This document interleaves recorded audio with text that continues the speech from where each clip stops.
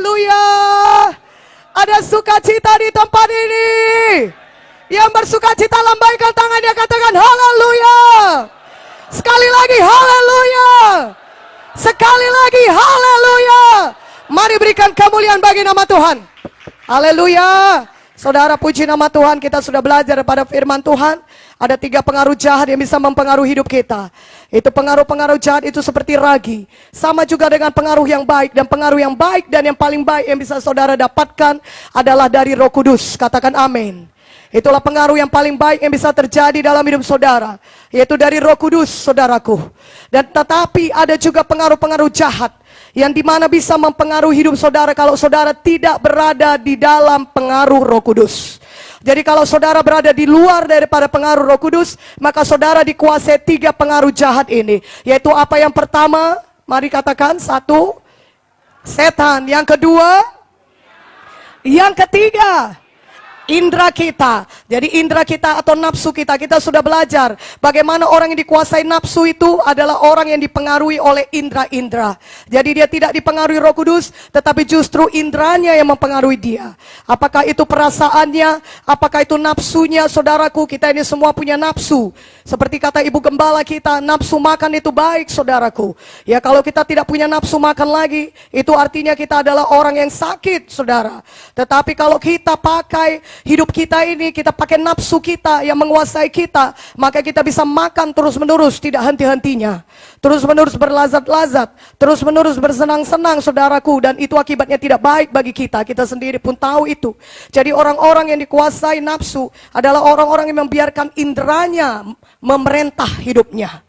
Jadi yang memerintah hidupnya bukan Roh Kudus, tetapi inderanya, perasaannya. Oh, semua panca indera saudara. Dan saudara, orang dunia ini, saudara, kadang-kadang mereka hanya metamorfosis sampai kepada orang duniawi. Dulu mereka mabuk-mabukan, mereka narkoba pada saat mereka muda. Tetapi kemudian mereka berubah, tapi hanya sampai kepada menjadi orang dunia saja. Mereka memang tidak berjudi lagi, tidak mabuk-mabukan, tidak buat najis lagi, tidak keluyuran lagi di pub-pub malam, saudaraku. Mereka sudah berkeluarga, umur mereka sudah hampir menjelang separuh baya, dan mereka tidak lagi seperti dikuasai nafsu. Dari luar mereka kelihatan terhormat, tapi sebenarnya mereka hanya sampai kepada orang duniawi saja, terikat oleh dunia, tidak peduli akan kekekalan, tidak peduli akan ada sorga atau neraka ataupun dosa apapun yang mereka perbuat akan dihukum. Mereka tidak tahu itu dan mereka tidak mempedulikan itu. Yang penting bagi mereka, aku tidak berbuat jahat. Ada beberapa orang berpendapat begitu di dunia ini. Yang penting aku tidak berbuat jahat, tidak menyakiti orang lain, tidak membunuh orang, dan itu sudah cukup baik. Mereka tidak peduli akan sorga, tidak peduli akan neraka. Mereka menghabiskan waktunya juga untuk mengejar kesenangan mereka. Dan akhirnya sebenarnya sama saja orang duniawi ini pada umumnya, mereka juga dikuasai nafsu mereka juga. Bukan hanya mereka hidup duniawi, tapi mereka juga dikuasai nafsu. Lebih jauh lagi, ada orang yang dikuasai setan, dipengaruhi orang-orang roh jahat, saudaraku. Dan banyak orang yang hidup menurut hawa nafsu dan duniawi, mereka akhirnya dipengaruhi roh jahat juga. Setan-setan yang mengerasuki mereka, menguasai mereka sedemikian rupa, sehingga saudara bahkan bisa lihat itu sekeliling saudara.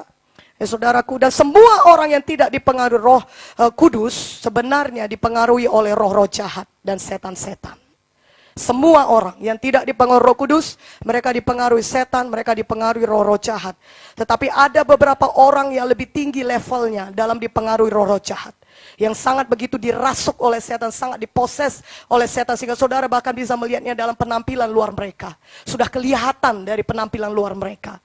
Tetapi ada juga orang dipengaruhi setan, roh jahat, tidak kelihatan dari penampilan luar. Sampai kemudian saudara datang kepada dia dan membawa roh Tuhan kepada dia, maka saudara bisa membebaskan dia. Katakan amin, haleluya. Dan saudara, orang rohani, itulah kita saudara, orang-orang rohani. Yaitu orang-orang yang membiarkan diri kita dikuasai sepenuhnya oleh Roh Kudus, dan buah roh keluar dari hidup kita. Itulah tandanya kita orang rohani. Kita bukan hanya dikuasai Roh Kudus dalam pelayanan kita diurapi dalam pelayanan, tetapi ada buah roh yang menunjukkan bahwasannya kita adalah benar-benar orang rohani. Haleluya. Dan kalau orang rohani itu saudara, mereka menangkap apa yang Tuhan sedang katakan kepada mereka. Itulah sebabnya Paulus berkata, aku berbicara kepada engkau tidak seperti berbicara kepada orang yang manusia rohani, rohani. 1 Korintus 3 ayat 1-3. Tapi hanya dengan manusia duniawi yang belum dewasa di dalam Kristus, susulah aku berikan kepadamu, bukan makanan keras. Masih baru susu yang bisa engkau terima. Kalau aku mulai bicara makanan keras, maka engkau tidak sanggup menerimanya, kata Paulus. Itu semua menunjukkan bahwasannya kamu belum menjadi manusia rohani, tapi masih menjadi manusia duniawi. Saudaraku, pastikanlah seluruh jemaat kita tidak ada lagi yang manusia duniawi, tapi semuanya sudah menjadi manusia rohani. Haleluya. Sehingga mereka tidak lagi hanya minum susu terus menerus, saudaraku, kecuali bagi yang baru lahir baru, mereka baru selamat. Tahukah saudara, mahasiswa Institut Alkitab IAR, ada yang menyerahkan hidupnya menjadi hamba Tuhan, saudara, masuk kepada IAR, baru 6 bulan diselamatkan. 6 bulan diselamatkan, saudaraku, dan mereka sudah menyerahkan hidup mereka jadi hamba Tuhan. Karena itu jangan tunggu anggota jemaat saudara menjadi 2 tahun, 3 tahun, 4 tahun, tapi belum juga dewasa di dalam Tuhan. Mari kita cepat dewasakan mereka semuanya. Haleluya. Dan firman Tuhan adalah makanan yang diberikan untuk membuat kita jadi dewasa rohani. Itu makanan rohani kita. Oleh karena itu jangan lagi kasih susu. Kalau sudah waktunya kasih makanan keras, kasih mereka makanan keras. Kita tidak mendirikan gereja untuk mengumpulkan orang-orang yang hanya suka mendengar apa yang didengar oleh telinga badani mereka, tapi mereka tidak suka mendengar apa yang mau dikatakan Tuhan kepada mereka. Kita mau anggota-anggota jemaat kita semuanya bertumbuh menjadi dewasa di dalam Tuhan, sampai kepada kepenuhan Kristus dalam kehidupan mereka, sampai kepada kepenuhan Zoe dalam hidup mereka. Katakan amin. Sehingga mereka bisa memancarkan kemuliaan Tuhan dimanapun mereka berada. Nah, saudara sedang membesarkan bukan hanya bayi-bayi rohani, tapi saudara sedang membesarkan tentara-tentara sorgawi yang bisa melakukan perkara yang besar bagi Tuhan. Dan biarlah jemaat saudara penuh dengan orang-orang yang demikian, yang tahu menyelamatkan jiwa dan yang juga tahu memuridkan jiwa-jiwa. Bukan hanya sekedar berkumpul untuk bersenang-senang di gereja, mengalami mujizat Tuhan, mengalami berkat-berkat Tuhan. Memang itu semuanya sudah disediakan Tuhan bagi kita. Tapi kita mau anggota-anggota jemaat kita juga sampai kepada menjadi seperti Kristus. Dewasa di dalam Tuhan. Jadi orang-orang rohani yang bisa makan makanan keras. Katakan amin. Haleluya. Nah, saudara, kita lihat bagaimana pengaruh yang manis dari Roh Kudus untuk pengenalan kita akan Tuhan. Ada 6 poin di situ, saudaraku. Dikatakan pimpinan Roh Kudus kepada kebenaran. Roh Kudus yang akan memberikan kebenaran itu kepada saudara, yang memberitahukan itu kebenaran kepada saudara. Oh saudara, kadang-kadang kalau kita baca Alkitab ini kita tidak mengerti. Tapi kalau ada Roh Kudus kita bisa mengerti firman Tuhan. Roh Kudus itu yang akan memberitahukan kepada kita kebenaran. Dan yang kedua, Roh Kudus mengingatkan. Saudara akan diingatkan akan setiap apa yang diajarkan Tuhan kepada saudara. Saudara akan diingatkan akan apa yang saudara baca, saudara dengar dari mimbar saudara. Ketika saudara kuliah di IAR dulu saudara, Roh Kudus bisa mengingatkan saudara akan apa yang sudah saudara pelajari di IAR. Dan apa yang sudah saudara pelajari di summit ini, saudaraku, mintalah Roh Kudus mengingatkan saudara. Maka dia akan mengingatkan saudara. Amin. Sehingga kita pulang dari summit ini, maka pelajaran yang kita dapat di summit ini tidak menguap, tapi kembali teringat di dalam pikiran hati kita. Melompat dia keluar. Haleluya. Menyala dia di dalam hati kita. Amin. Karena firman Tuhan berkuasa, tidak pernah kembali dengan kosong. Oh, haleluya. Katakan haleluya. Karena itu daripada saudara mengingat lagu dangdut, tidak usah lagi ingat yang macam-macam. Minta Roh Kudus mengingatkan kita akan pewahyuan firman-Nya. Haleluya. Minta Roh Kudus. Roh Kudus, apa yang kemarin disampaikan oleh Ibu Vicky di summit? Katanya jangan banyak makan BPK. Nah, jangan itu saudaraku ya. Intinya mesti saudara dapat. Haleluya. Ya, saudara mesti dapat dan ingatkan aku Roh Kudus yang benar daripadamu. Kebenaran yang daripadamu. Oh, sangat indah bukan? Memiliki seorang yang bisa mengingatkan saudara. Kalau saudara punya banyak pekerjaan, saudara sibuk, ada orang yang baik hati mengingatkan saudara akan sesuatu yang penting, saudara akan berterima kasih kepadanya. Apalagi kepada Roh Kudus, yang sangat saudara butuhkan untuk pelayanan dan hidup saudara. Yang jelas-jelas saudara akan membutuhkan kuasa firman Tuhan. Supaya saudara bisa menang dalam kehidupan saudara sehari-hari. Dan juga menang dalam kehidupan pelayanan saudara. Oh haleluya. Terima kasih buat Roh Kudus. Berikan kemuliaan dong bagi Roh Kudus yang hadir di sini. Amin. Dia sangat suka mengingatkan saudara akan firman-Nya. Karena itu kalau saudara cakap-cakap dengan dia seperti poin ke-6 yang kemarin saya katakan, persekutuan dengan Roh Kudus saudaraku. Jangan nanti kita berdoa kurabababashika ramasanda 1 jam tiap hari. Saudara pada pagi hari. Tapi 23 jam berikutnya kita cuekin dia. Saudara bisa bayangkan kalau kita punya teman seperti itu. Tentu temannya berpikir kita sudah agak lain. Tadi 1 jam pertama. Dia suka kali sama aku. Bicara terus. Tapi 23 jam berikutnya saudara cuekin dia. Dia lewat depan saudara. Saudara enggak. Haleluya. Kami pernah punya teman seperti itu saudara. Tanpa mengecilkan seseorang, tanpa menganggap, tanpa menjelekkan seseorang, tapi pernah. Dan kami begitu heran. Kami baru siap bercakap-cakap di gereja seperti teman dekat.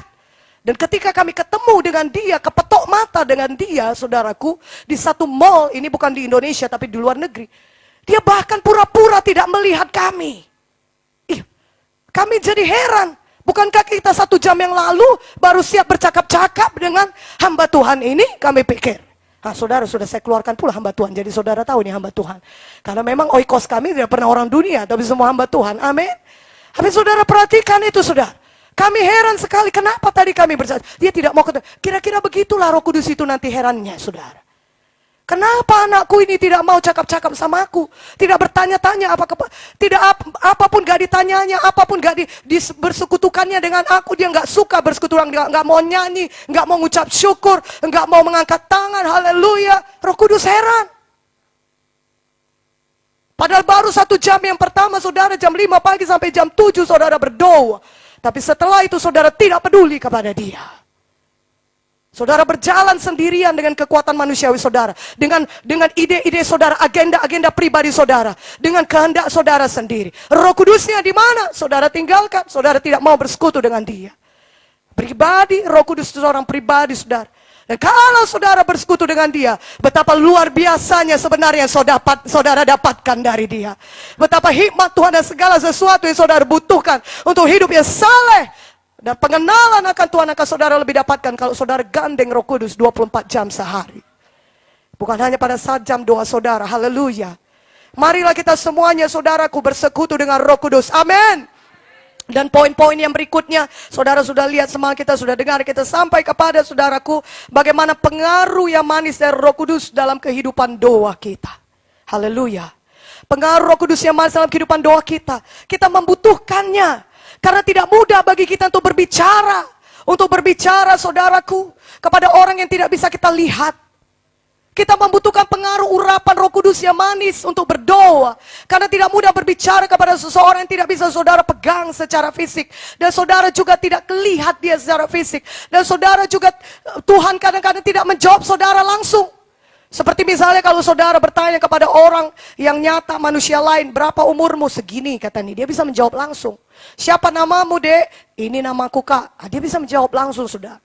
Kadang-kadang Tuhan tidak selalu menjawab saudara langsung kalau saudara bertanya. Dan tidak mudah berbicara kepada orang yang demikian. Itulah sebabnya saudara perlu pengaruh Roh Kudus dalam berdoa.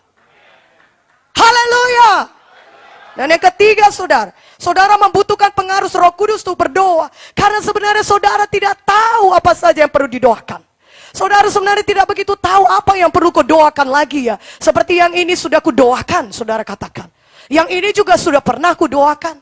Tetapi kalau saudara menyerahkan hidup saudara dalam pimpinan Roh Kudus, maka dia akan memimpin saudara pada hari itu untuk berdoa untuk hal yang tepat yang dia kehendaki. Sehingga doa saudara ada hasilnya. Saudara perlu diketahui bahwasannya kerajaan Allah bukan terdiri dari perkataan saja, tetapi dari kuasa. Kalau saudara berdoa, harus ada hasilnya. Saudara berdoa. Berikan kemuliaan bagi nama Tuhan. Haleluya. Apa yang sudah saudara kerjakan di balik layar, yang orang lain tidak tahu. Bagaimana saudara berdoa setiap hari. Dan kalau kita tidak sungguh-sungguh membiarkan diri kita dipimpin oleh Roh Kudus, maka kita akan menghabiskan hari kita untuk berdoa. Suatu doa yang rutinitas. Bukan doa yang dipimpin oleh Roh Kudus. Sehingga saudara akan membuang-buang waktu. Padahal Tuhan sedang mau melakukan perkara yang besar lewat hidup saudara. Oleh karena itu, biarkan dia menuntun kita berdoa. Katakan amin. Tanya Roh Kudus. Penuh dengan Roh Kudus. Apakah kita semua sudah berbahasa roh? Yang sudah penuh Roh Kudus, angkat tangannya tinggi-tinggi. Haleluya. Berikan lagi kemuliaan bagi Tuhan. Itu dari Tuhan, itu dari sorga. Amin. Tidak ada seorang pun yang bisa berbahasa roh kalau bukan Tuhan yang membaptis saudara dengan Roh Kudus. Karena itu saudaraku, kalau kita berdoa, berdoalah jangan hanya dengan akal budi kita saja. Tapi pastikan jam-jam doa saudara penuh dengan Roh Kudus. Haleluya. Ada waktunya saudara mengambil itu, menyerap itu pengaruh Roh Kudus dalam hidup saudara. Saudara berbahasa roh. Berbahasa roh, dan berbahasa roh terus-menerus sampai luber. Jangan keluar dari tempat doa saudara. Jangan keluar dari kamar doa saudara sebelum saudara bisa berbahasa roh dengan luber. Aminnya kurang kuat. Tidak ada gunanya saudara keluar dan mencoba melakukan semua pelayanan saudara. Nanti saudara sendiri yang capek. Jangan. Nomor 4 itu berkata saudara membutuhkan pengaruh Roh Kudus untuk berdoa. Karena secara rohani saudara diserap dalam kebutuhan, dalam kehidupan saudara sehari-hari. Dan juga dalam pelayanan saudara. Saudara diserap setiap hari sebenarnya. Dalam menghadapi apa yang saudara hadapi hari itu. Secara rohani saudara diserap terus menerus. Apalagi kalau saudara sudah siap melayani. Oh, saudara akan diserap habis-habisan. Itulah sebabnya seperti kesaksian daripada Ibu Joyce kemarin, seorang hamba Tuhan yang besar, yang sangat besar sebenarnya saudara. Kenneth Copeland. Dia berkata dia sibuk mendoakan orang supaya orang sembuh, penuh Roh Kudus, mendapat jamahan Tuhan. Dan sampai kepada orang terakhir sudah berjam-jam dia sudah mau pingsan saudara, nggak tahan lagi. Dan sebenarnya Kenneth Hagin juga demikian saudara. Bapak saya pernah menceritakannya. Siap dia melayani, itu adalah salah satu guru dari Bapak founder kita, saudara. Siap Bapak Kenneth gini melayani dengan habis-habisan. Oh, menumpangkan tangannya. Tapi setelah itu di luar dia harus ditandu, saudara. Sungguh-sungguh melayani Tuhan. Sehingga urapan Roh Kudus itu juga bisa mengalir lewat saudara. Saya tidak pernah melihat ibu dan bapak saya tidak melayani Tuhan sungguh-sungguh. Saudara lihat itu. Zoe ada di dalam mereka. Dan mereka tidak pernah berhenti. Ibu saya sudah 75 tahun. Tapi tidak pernah mau berhenti. Cucunya sudah 4. Tapi pikirannya bukan tertuju terutama kepada cucu-cucunya. Dan bermain dengan cucunya setiap hari. Tidak. Dia tertuju kepada visi-visi yang baru daripada Tuhan. Bagaimana menggembalakan saudara semua. Sehingga saudara bisa melakukan ledakan-ledakan bagi Tuhan. Haleluya. Itu masih hidup di dalam hatinya. Makanya gak heran tiap hari agendanya penuh dengan berkat firman perjanjian lama dan perjanjian baru. Merenungkan firman setiap hari. Berdoa setiap saat saudara. Melayani tidak henti-hentinya. Saya sampai angkat tangan mesti diseret dulu ibu saya. Selama beberapa minggu sebelum summit ini dia sangat capek sekali saudara. Mesti diseret untuk tidur. Tidak berhasil juga kami saudara menyeretnya. Akhirnya kami pula yang tidur. Karena kami pun sudah tidak tahan saudaraku. Saudara kami pun jadi tidur saudara. Tapi ibu saya ini memang betul-betul memiliki Zoe di dalam hidupnya. Itu gak bisa dibantah saudaraku. Kalau luar biasa sekali dia semangatnya melayani Tuhan. Tidak henti-hentinya. Dan kalau melihat daripada tidak henti-hentinya dia melayani Tuhan. Mungkin 25 tahun yang lalu seharusnya sudah kembali kepada Tuhan. Dan firman Tuhan berkata orang benar, orang yang takut akan Tuhan akan diperpanjang umurnya. Berikan kemuliaan bagi nama Tuhan. Haleluya. Diperpanjang umurnya. Sama seperti kalau saudara seharusnya sudah meninggal dunia karena kanker, tumor 30 tahun.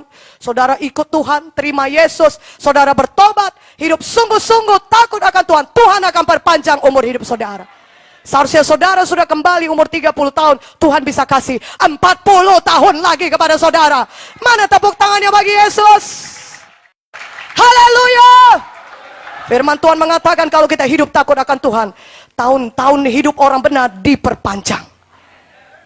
Diperpanjang. Walaupun mungkin karena saudara mengalami sakit fisik, saudara bisa kembali kepada Tuhan dengan segera. Tapi kalau saudara takut akan Tuhan dan meminta kepada Tuhan, Tuhan bisa perpanjang umur hidup saudara. Dan kembalilah kalau memang sudah selesai tugas saudara. Minta kepada Tuhan, haleluya. Kita bersuka cita melihat bagaimana, saudaraku, bagaimana Ibu Munte bisa mendapatkan Zoe itu karena dia tahu dia tidak bisa hidup tanpa Zoe. Tidak bisa hidup tanpa pengaruh Roh Kudus. Dia tahu setiap hari dia diserap. Baginya daripada tidur lebih baik dia berdoa dan baca firman. Ada pula satu orang hamba Tuhan, saudaraku. Ya, Dennis Balkom, saudara pun mengenal. Itu pun mengatakan juga, saya pernah dengar dan saya ketawa terbahak-bahak. Saudaraku, tapi tidak di depan dia. Tapi saya tahu itu benar. Tahu kau, katanya sama saya, tidur itu buang-buang waktu, katanya, saudara. Makanya gak heran saudara lihat lagi perjamuan kudus di GKI, dia melayani gereja, tidurkannya dirinya, saudara. Supaya nanti kalau di rumah, lagi gak giliran dia melayani, lagi perjamuan kudus, supaya kalau nanti di rumah dia gak tidur, dia kerja lagi bagi Tuhan. Saudaraku, begitulah hamba-hamba Tuhan, ekstrim memang. Seperti kata Ibu Joyce kemarin, sangat ekstrim. Tapi kalau saudara mau ya sampai kepada panggilan Tuhan, kadang-kadang saudara harus ekstrim. Kenapa rupanya kalau nggak baca koran setahun, nggak langganan koran? Semua orang langganan koran. Kita buang koran itu ke tong sampah. Kenapa rupanya? Kalau perlu TV saudara itu menyesatkan saudara, buang saja. Ya, katakan amin. Buang. Kita perlu ekstrim. Ekstrim dalam arti kita dipengaruhi Roh Kudus sepenuhnya. Dikuasai Roh Kudus sepenuhnya. Dan kalau kita dikuasai Roh Kudus, kita tidak dikuasai nafsu-nafsu. Kita tidak suka lagi itu nonton TV. Kita tidak suka lagi baca majalah. Orang lain sodorkan di depan kita pun, nah baca-baca ini, apa ini sampah, saudara bilang. Aku hanya mau firman Tuhan, gak tertarik lagi saudara. Apalagi gosip, aduh itu lagi. Dari jauh pun saudara sudah buang muka. Kalau saudara dengar sedikit aja, maka saudara akan langsung berkata, hei, jangan pernah bicara demikian di hadapanku ya. Telingaku ini tertutup bagi gosip apapun. Tapi dia hanya terbuka kalau ada firman Tuhan yang ditaburkan. Haleluya. Tidak dikuasai nafsu kita, kalau kita dikuasai Roh Kudus. Mari kita pilih dipengaruhi oleh Roh Kudus. Haleluya. Kerap kali kalau saudara sudah berdoa, saudara tidak akan suka lagi tuh hal-hal duniawi itu.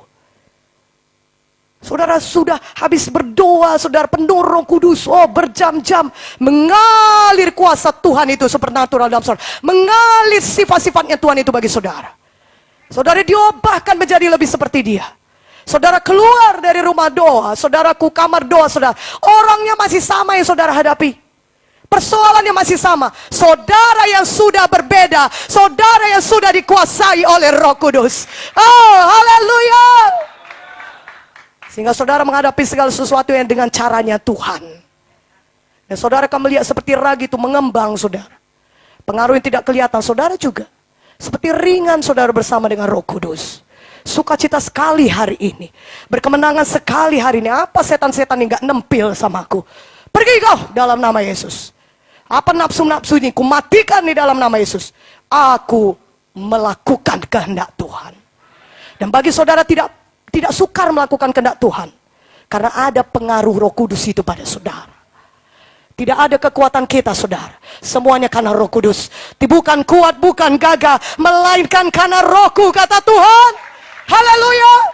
Nah, saudaraku lihat bagaimana pengaruh Roh Kudus. Saudaraku yang nomor 5, saudara membutuhkan pengaruh Roh Kudus untuk berdoa. Sebab jika tidak, maka kebanyakan doa saudara akan dipimpin oleh daging. Dan kebanyakan saudara berdoa hanya merupakan pengucapan-pengucapan yang sudah terlatih baik.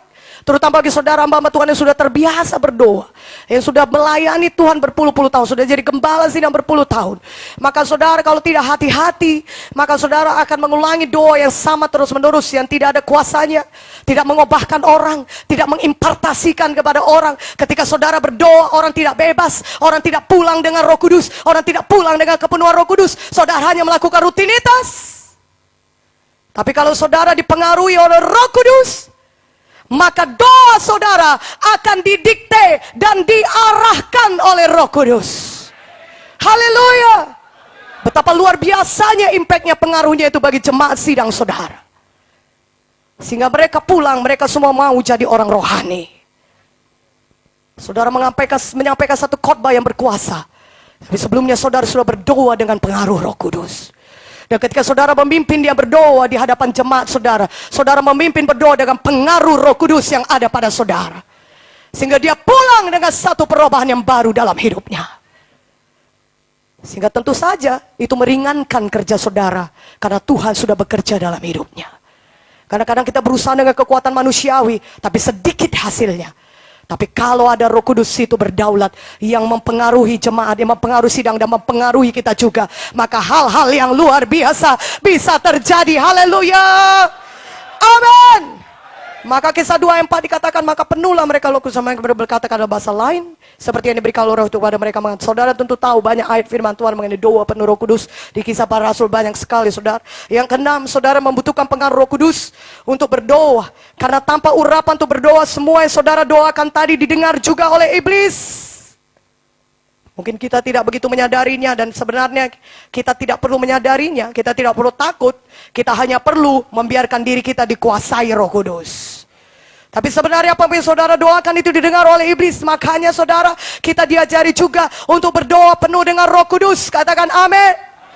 1 Korintus 14 ayat 2. Siapa yang berkata-kata dengan bahasa roh, tidak berkata-kata kepada manusia, tapi kepada Allah. Sebab tidak ada seorang pun yang mengerti bahasanya. Oleh roh, ia mengucapkan hal-hal yang rahasia. Itulah sebab kalau saudara berdoa, mari juga pastikan, ingat, saudara berdoa penuh dengan Roh Kudus. Roh Kudus akan memimpin saudara sedemikian rupa sehingga saudara berbahasa roh ketika saudara berdoa. Dan pada saat saudara berdoa dengan bahasa roh, saudara sedang mengucapkan hal-hal yang rahasia yang tidak bisa didengar oleh setan. Dan Roh Kudus memimpin saudara berdoa sedemikian rupa sehingga apa yang saudara doakan itu memang sangat dibutuhkan untuk saudara doakan. Haleluya. Haleluya. Saudara akan dipimpin Roh Kudus untuk berdoa suatu hal yang begitu rahasia, yang begitu penting untuk dikerjakan di alam rohani dan akan dinyatakan di alam badani. Dan Tuhan memberikan kepada kita senjata demikian, satu kelengkapan demikian diberikannya, supaya apa? Setan tidak bisa dengar doa saudara dan dia tidak bisa membatalkannya. Haleluya. Saudaraku, luar biasa bukan yang diberikan Tuhan bagi kita? Pengaruh Roh Kudus itu luar biasa bukan? Pakailah itu. Jangan sia-siakan. Jangan kita tidur waktu kita berdoa. Karena banyak hal-hal yang besar menanti kita. Haleluya. Yang keenam, saudara membutuhkan, bukan yang keenam, yang ketujuh, sudah lewat. Saudara perlu pengaruh Roh Kudus untuk berdoa. Karena melalui pengaruh tersebut, saudara akan mengenal pikiran Roh Kudus. Saudara bisa berdoa bahkan mengenal apa yang mau Roh Kudus sampaikan kepada saudara. Itulah sebabnya kalau saudara berbahasa roh, karena Roh Kudus bisa menafsirkannya kepada saudara. Roh Kudus kira-kira berkata, inilah yang kau doakan itu nakku. Memang kau sedang berdoa untuk ini. Bisa. Karena kita bersatu dengan Roh Kudus. Dia mempengaruhi kita. Katakan amin. Ayatnya 1 Korintus 14 ayat 13 saudara baca. Yang ke-8, saudara membutuhkan pengaruh Roh Kudus untuk berdoa. Karena adalah sulit untuk berdoa dalam waktu yang lama. Kalau saudara berdoa dalam pengaruh Roh Kudus, maka saudara akan mampu berdoa berjam-jam lamanya seperti Tuhan Yesus. Kadang-kadang kita berkata kalau doa semalaman itu untuk jemaat, tapi bukan untuk pendeta. Justru kita yang paling perlu berdoa semalaman. Tuhan Yesus tidak menyuruh murid-muridnya berdoa semalaman. Dia duluan yang berdoa semalaman. Kalau saudara baca Markus 1:35, pagi-pagi benar waktu hari masih gelap, ia bangun dan pergi keluar, ia pergi ke tempat yang sunyi dan berdoa di sana. Saudaraku, inilah kerja Tuhan Yesus, dia berdoa semalam-malaman. Dan bagi dia tidak masalah berdoa semalam-malaman. Kadang-kadang kepada kita itu sangat merupakan masalah. Tidak. Karena ada Roh Kudus yang bisa menguatkan kita dan menolong kita untuk berdoa berjam-jam lamanya. Bahkan semalam-malaman pun kita tahan. Saudaraku, karena ada pengaruh Roh Kudus. Itulah sebabnya saudara tahan berdoa berjam-jam. Kenapa? Karena ada pengaruh Roh Kudus. Bayangkan saudara bercakap-cakap dengan seorang yang tidak saudara lihat, yang tidak bisa dengar saudara, tidak bisa jawab saudara langsung. Ya saudaraku, dan saudara berjam-jam sampai 8 jam berdoa. Itu semua bisa jadi bukan karena kekuatan manusiawi, tapi karena Roh Kudus yang memimpin kita, yang mengurapi kita. Dan sungguh sangat luar biasa sekali berkatnya kalau kita berdoa semalam-malaman. Katakan amin. Berdoa semalam-malaman, katakan amin. Itu tidak sama dengan tidur semalam-malaman. Haleluya. Kalau kita mau tidur, tidurlah saudaraku. Tapi jangan dua-duanya pun tidak. Berdoa pun tidak, tidur pun tidak. Yang mengerti katakan amin. Ada juga orang yang berdoa semalam saudara, tapi sebenarnya tidak berdoa, dia meringkuk. Seperti Elia itu, kepalanya berada di antara kedua lututnya. Tapi bukan berdoa sungguh-sungguh, rupanya sudah tidur dia. Dalam keadaan tertelungkup saudaraku. Itu bukan berdoa semalaman, tapi itu tidur semalaman. Nanti apapun gak dapat, tidur pun gak nyenyak, berdoa apalagi, sudah pasti gak dapat apa-apa. Jangan demikian. Firman Tuhan berkata 2 Tawarikh 16 ayat 9a, mata Tuhan menjelajah seluruh bumi, mencari orang yang bersungguh-sungguh hati terhadap dia. Untuk apa? Untuk melimpahkan kekuatannya. Wow, haleluya. Kalau kita cari Tuhan sungguh-sungguh, kita berdoa sungguh-sungguh, bukan pun pada waktu berdoa semalam, pada waktu kita berdoa pagi saudara. Kadang-kadang kita capek, kita baru bangun pagi. Apalagi pada hari Senin. Mereka saudaraku, hari Senin kita saudara, Senin kita baru siap melayani saudara. Tapi tahukah saudara, adalah paling indah kita juga berdoa pada hari Senin. Jangan berdoa kalau saudara hanya mau melayani saja. Itu namanya kita tidak mau bersekutu dengan Tuhan. Sebenarnya kita tidak hanya cinta Tuhan, tapi kita butuh Tuhan saja. Tapi belum ada persekutuan kita dengan Tuhan. Saudaraku, kapanpun itu mari kita suka berdoa. Ya, kalau kita hari Senin kita berdoa, bukan tuh karena kita mau melayani lagi hari Senin. Kerap kali mungkin Senin pagi belum ada pelayanan kita. Tetapi kita bukan berdoa karena kita mau melayani saudara. Kita mau kebaktian, kita mau KKS, kita mau KKR, bukan. Kita berdoa untuk bersekutu dengan Tuhan. Karena kita cinta pada Dia. Dan kalau kita bersekutu dengan Tuhan, ada pengaruh Roh Kudus itu mengubahkan kita, mengurapi kita, menolong kita, membawa kita kepada kemuliaan, dari satu kemuliaan kepada kemuliaan berikutnya. Haleluya. Saudara, 9 saudara perlu pengaruh Roh Kudus untuk berdoa, karena pikiran saudara dapat mengembara suatu berdoa. Itu betul saudara. Maka saudara perlu pengaruh Roh Kudus, karena pikiran ini saudara, karena kita sudah berpikir, kita bangun, kita mau mengerjakan sesuatu, dan pikiran kita bukan yang dipenuhi oleh Tuhan, tapi pikiran kita dipenuhi oleh daftar pekerjaan dan pelayanan yang akan kita kerjakan pada hari itu. Sehingga pikiran kita saudaraku tidak fokus kepada Tuhan, mengembara ke sana kemari. Walaupun saudara katakan aku mengembara bukan memikirkan hal-hal yang jahat, sama saja saudara. Kalau kita tidak fokus waktu kita berdoa kepada Tuhan, saudaraku yang kekasih di dalam nama Yesus, bagaimanakah kira-kira kalau saudara bicara sama orang lain di depan saudara, kawan saudara, tapi mata saudara jelalatan kemana-mana? Kira-kira kawan saudara suka enggak? Dia akan segera meninggalkan saudara. Ah, enggak didengar kawan ini apa yang ku bilang? Entah kemana-mana matanya, pikirannya kayak kata Ibu Munte, 6 meter jauhnya ketika Ibu Munte menasihati seorang pelayan Tuhan. 6 meter jauhnya matanya mengembara kemana saudaraku? Menatap ke depan. Enggak lagi dia fokus kepada apa yang dikatakan Ibu Munte. Kita juga, kalau kita berdoa, mulut kita berbicara, ya. Tapi sebenarnya pikiran kita kemana-mana saudaraku. Saudara sendiri mengakui, saudara tidak mendapatkan apapun dari doa saudara. Kepenuhan Roh Kudus pun saudara tidak dapat, pimpinan Roh Kudus pun saudara tidak tahu. Dan saudara keluar, saudara hanya siap melakukan rutinitas pada hari itu. Sangat sedikit berkatnya, padahal waktu itu mungkin saudara, pasti, bukan mungkin, Roh Kudus pasti mau melakukan hal-hal yang besar dalam hidup saudara. Roh Kudus mau menyampaikan banyak hal dalam kita. Kerap kali kita yang belum siap menyambutnya. Oleh karena itu mari siap menyambutnya. Kita cinta pada Tuhan, kita suka pada Tuhan. Tuhan, aku sayang padamu. Oleh karena itu pada saat kita berdoa, kita fokus kepada Tuhan. Kita tidak membiarkan indera kita menguasai kita, pikiran kita menguasai kita. Stop dalam nama Yesus, pikiran tunduk kepada kuasa Roh Kudus. Tunduk di dalam nama Yesus, aku hanya mau memikirkan tentang Tuhan pada saat aku berdoa. Saudara mulai memikirkan betapa ajaibnya Tuhan, betapa hebatnya Dia, betapa agungnya Dia, betapa kudusnya Dia, dan saudara mau diubahkan menjadi seperti Dia. Saudara mulai fokus kepada Tuhan dan memikirkan betapa hebat, panjang, lebar, dalamnya kasih Tuhan itu dalam saudara. Betapa Dia sudah melakukan banyak perkara bagi hidup saudara. Betapa Dia sangat mencintai saudara. Betapa Dia sangat melindungi saudara dan membentengi hidup saudara. Dan ketika saudara fokus demikian, saudaraku, kepada Tuhan, maka saudara akan melihat betapa hebat kuasa doa itu dalam hidup saudara. Bila dengan yakin didoakan, sangat besar kuasanya. Haleluya. 1 Korintus 14:28 dikatakan yang ayat B-nya, jika tidak ada orang yang dapat menafsirkannya, hendaklah mereka berdiam diri dalam pertemuan dan hanya boleh berkata-kata kepada dirinya sendiri yang kepada Allah. Itulah dia bahasa roh. Berkata-kata kepada diri sendiri dan kepada Allah. Itulah yang membuat saudara fokus, karena saudara berkata-kata kepada Roh Kudus. Fokus saudara berdoa. Saudara sedang berkata-kata pada Roh Kudus. Saudara sedang fokus, ini Roh Kudus. Aku sedang bercakap-cakap rahasia dengan Engkau Tuhan. Aku sedang berkata-kata rahasia dengan Engkau. Saudara fokus. Itu menolong saudara. Untuk saudara fokus dan pikiran saudara tidak mengembara. Katakan amin. Haleluya. 10.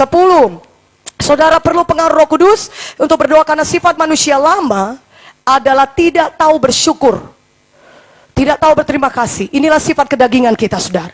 Sukar sekali berterima kasih. Udah pun orang berbuat baik kepada kita merasa itu wajar. Wajar orang lain berbuat baik kepadaku. Apalagi dia begini, kita kemukakan berbagai alasan. Patutlah dia berbuat baik kepadaku. Kalau kita dipengaruhi Roh Kudus, maka kita akan menjadi orang yang penuh dengan ucapan terima kasih. Apalagi kepada Tuhan. Yang sedangkan kita bernafas setiap saat pun karena Tuhan. Saudaraku, tandanya orang yang tidak dipengaruhi Roh Kudus adalah dia tidak tahu berterima kasih. Menuntut saja kerjanya. Pada Tuhan pun menuntut. Kenapa aku sudah melayani berpuluh tahun Tuhan, tapi tidak juga sidangku ini bertumbuh? Padahal mungkin karena saudara ini kurang berdoa dan kurang menginjil. Saudara tidak tahu berterima kasih. Sudah syukur Tuhan masih mau pakai saudara. Walaupun saudara lentot-lentot. Sudah syukur Tuhan mau pakai kita, saudara, dengan kekurangan kita ini. Dengan banyak